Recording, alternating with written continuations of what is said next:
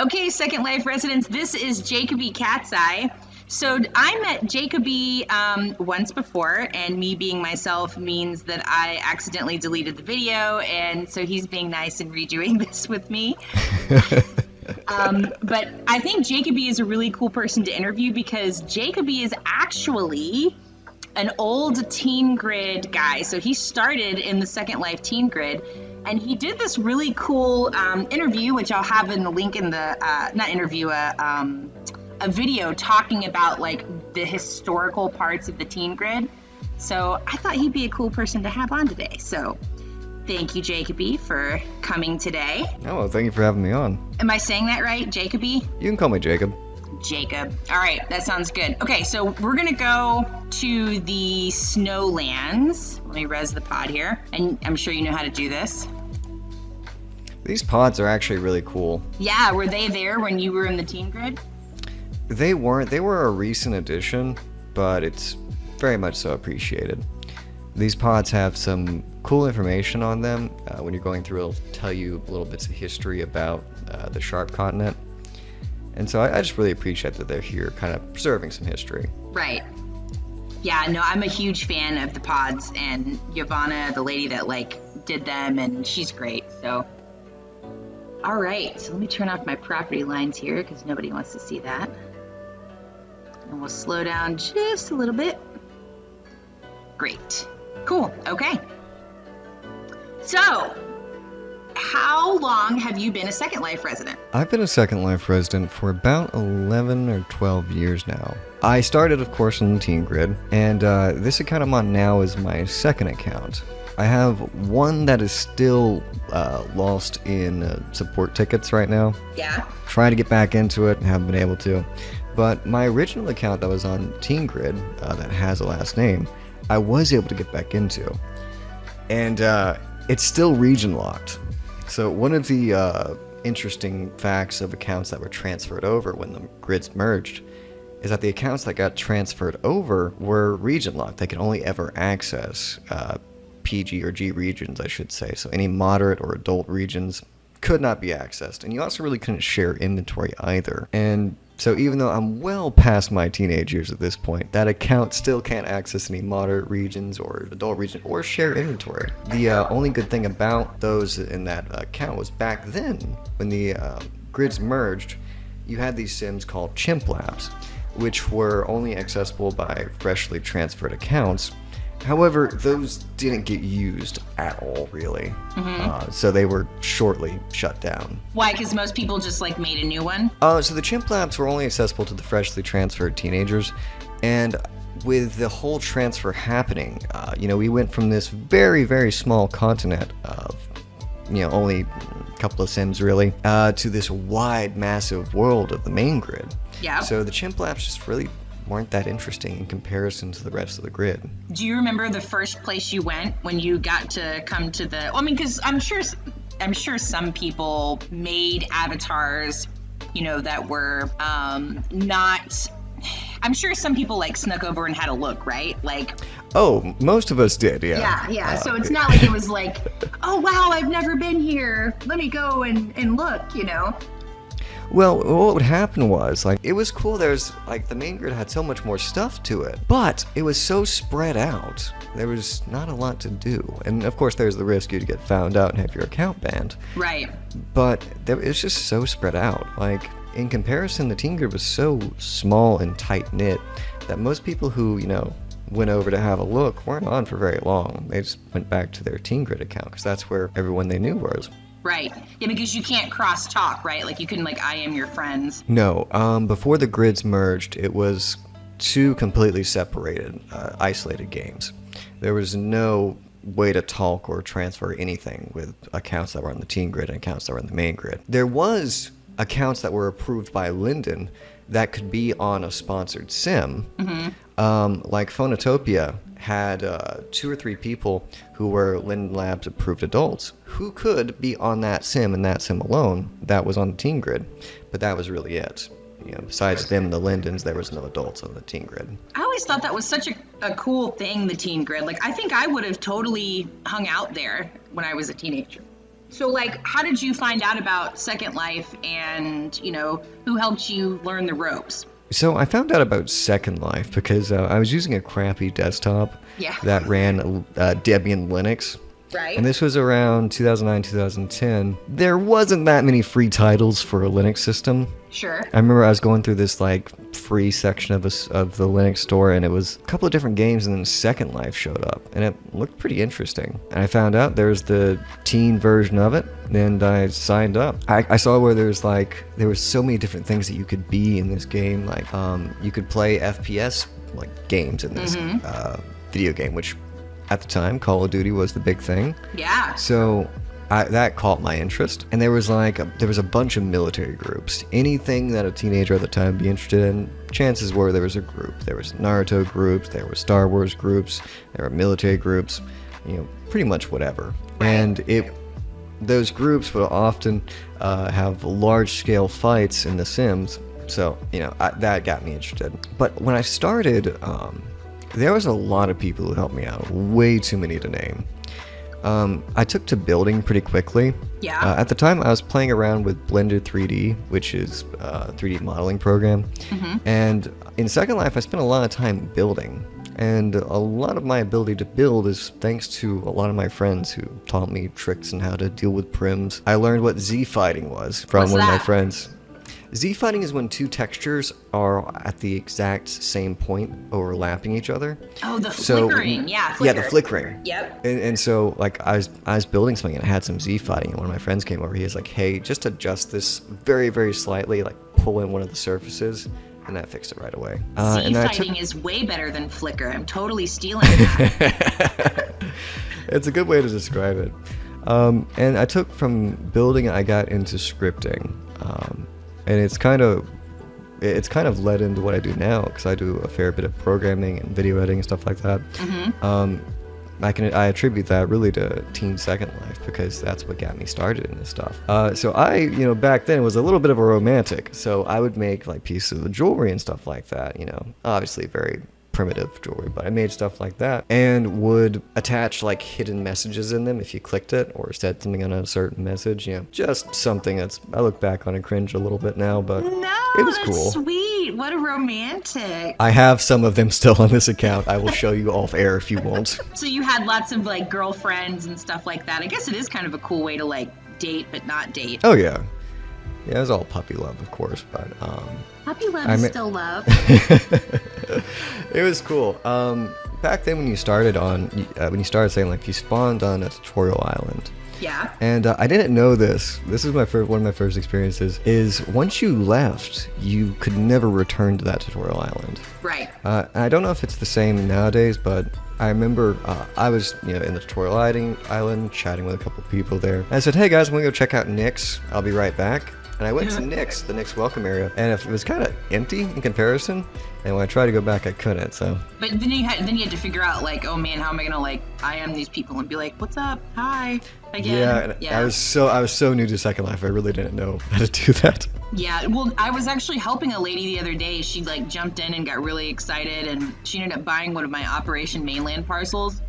And boy, the learning curve is intense now. She couldn't figure out how to IM. She didn't know anything. I felt really bad for her, but yeah, learning curve is a big deal for sure. Okay, so tell me about your YouTube essay. How did this happen? Why did you decide to do it? And just tell me about it. And I was looking it up the other day. It's got a ton of views, right? How many views does it have? I think it's at over 700 views now. Yep. So I, being someone who was on the teen grid, really in its sunset years, I had a lot of fun memories from back then and some cool friends. I returned about a year or two ago to really see if anyone I knew from back then was still playing. I found one of my old accounts and was able to get back in, and I started to scour the old Sharp continent to try and find old landmarks. And I was kind of sad to find that most everything I knew from back then was gone. And most of my old friends from back then hadn't really logged in since 2013. Wow. And most of the land had been updated as well. admittedly a lot better houses and stuff. And the Knicks area also had been updated, and sadly the Knicks Bazaar removed. What's that, the Knicks Bazaar? So back in the Teen Grid days, we had the Knicks Bazaar, which was in the Knicks welcome area, just a little bit off to the top right. And it was this open air shop that had basically a whole range of freebies. Now, a fun fact about the Teen Group is that there wasn't really much opportunity for making money. We were all, teenagers. We didn't have money to spend on Second Life. Right. So the economy of Teen Second Life was not very good. So everything there was super cheap and or free. And the Knicks Bazaar was everything there was free. So you could spend hours there finding cars, outfits, I forget what they're called, like the X-Chip, multi-use tools. So it was this cool little thing. It's this shop that you could just spend hours at and then go to say, the weapons testing sandbox and try out whatever you just got. Mm-hmm. There was a lot of things that went on in Teen Second Life, like the nonprofit groups, like Youth for Christ. You had a bunch of colleges and all these people who were there trying to provide education and cool, entertaining things for us teenagers at the time. Like one group would host showings of movies. Mm-hmm. There's one sim now that you can still go and see where they had Paul Blart's Mall Cop showing, just to date it. And then one sim that's now unfortunately gone, I made a video on it on my second channel, had this really cool replica of like the Harry Potter city area. It had a dining hall. Cool. And it was complete with like secret tunnels and all that. Oh man. And I remember coming back, and one of the things that I saw that was still there from back then was the ASR flags. Yeah, Still I was in their going to ask you about 2010, those. Still in their 2010 primmed glory. They were still Are those around. the really tall things? The big, I don't know. The obelisk? Yeah, like yeah, when we those passed. are, so those actually are recent. The ASR flags I saw were from back then, but they updated them recently to be the obelisks. And that was forewarning of things to come.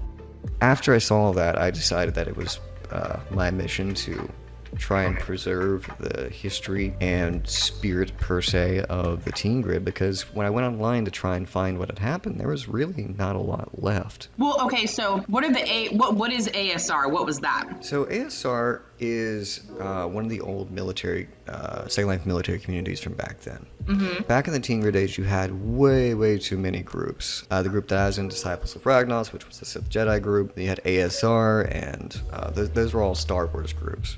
You had a bunch of different, like, say, New Rome or Talon, and I'm blanking on a lot of the names, but basically groups that would fight. Right. And so after I made the video, I actually found out ASR was still around and kicking. They're the only ones to have survived. Every other group disbanded. So when you say fight, like you go to certain regions and like, fight each other? Or like, is this just like you're wandering around like, oh, that guy, get him? Or like, how does it work? Normally there would be some raid going on. Cool. In one of the combat sims, and it would normally be one or two or three groups basically battling it out.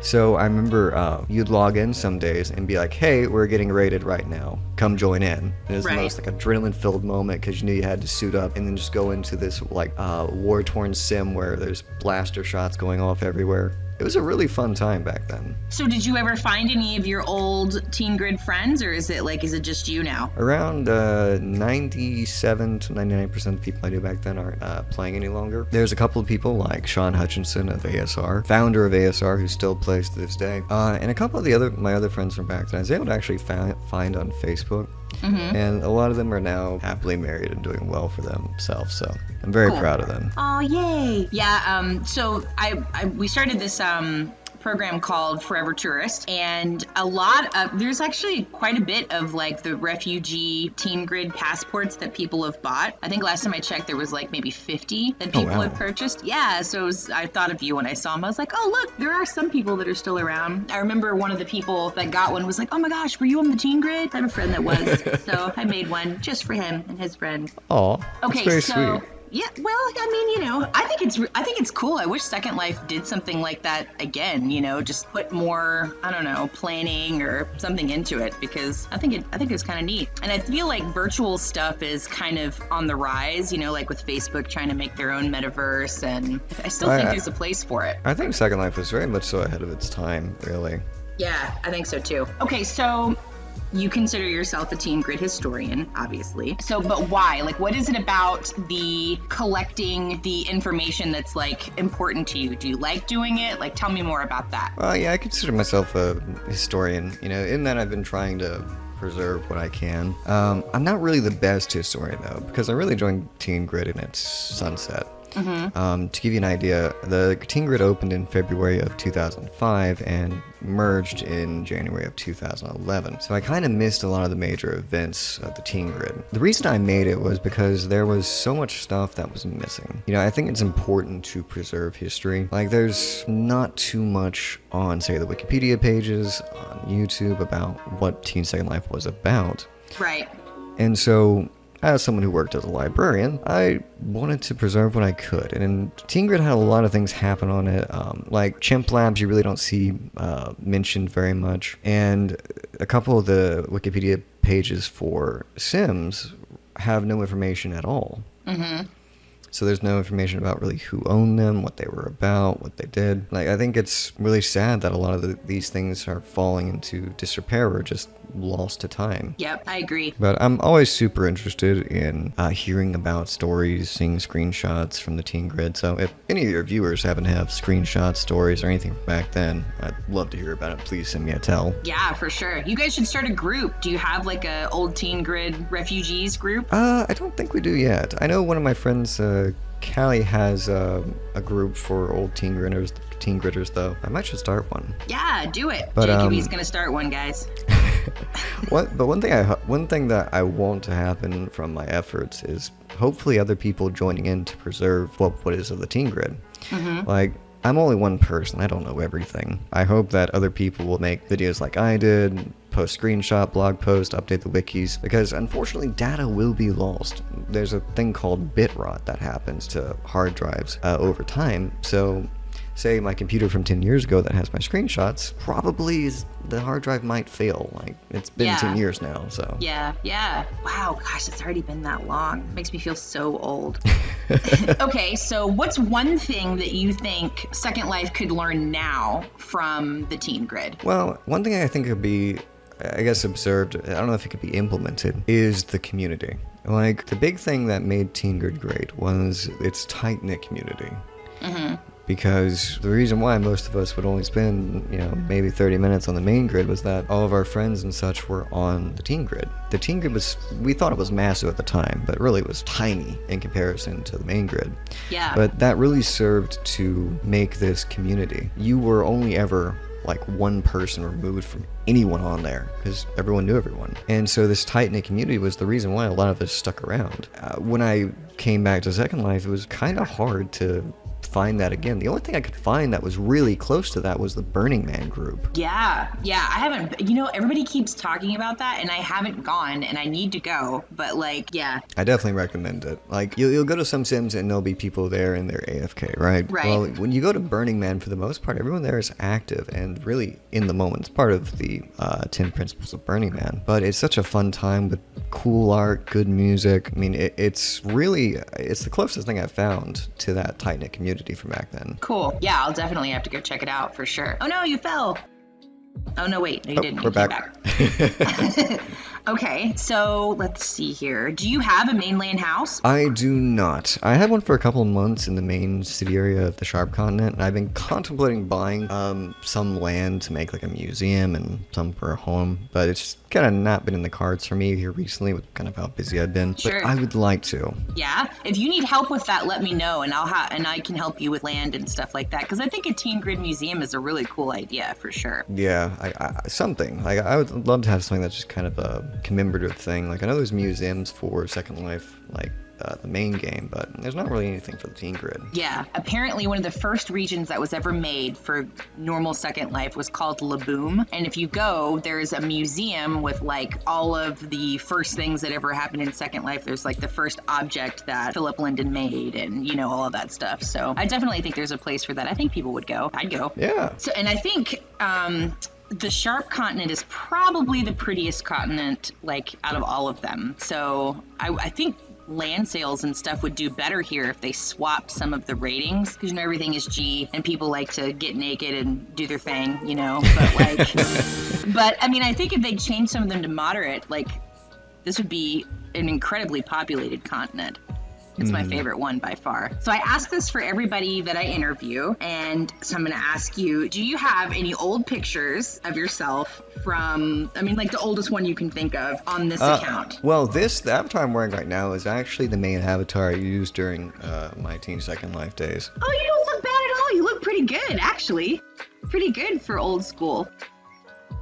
Yeah, this is actually, the jacket and this was, a lot of things on Teen Second Life were shared, so yeah, a lot of people just gave you stuff. So this avatar is really an amalgamation of a lot of different people helping me out with this avatar. What's with the panda? The panda, I've had this panda forever. Yeah. And I just thought to add this panda to my head and put headphones on it. Yeah, he's cute. Yeah, it's a very old panda, but it's my favorite panda. Well, what are you doing now? Do you have a store or anything like that, or do you mostly just hang out in Burning Man? Mostly just hang out. Yeah, when Burning Man's having events, I'll be over there. Most of my time spent right now is actually with the ASR guys. Really? Because yeah, they're all still around and kicking. And they're all pretty much from that time period of Second Life and Teen Grid. Can old ladies like me join the ASR crew and go fight? Yeah, we still do sparring and stuff like that. They have actually 2 sims now. Whoa. Yeah, and they have a sim pretty much dedicated to fighting, or sparring, I should say. So let's see, if I search ASR, what will happen? You should find the group or the sim, one of the two. Army of the Sith Republic? Yep, that's them. All right. And then, so when I'm not hanging out with them, I'm also wanting to start an adventure with the Passport HUD. Yeah! I think that's such a good idea to explore different parts of Second Life and see all these cool landmarks. I'm hoping to add a couple more stamps to mine.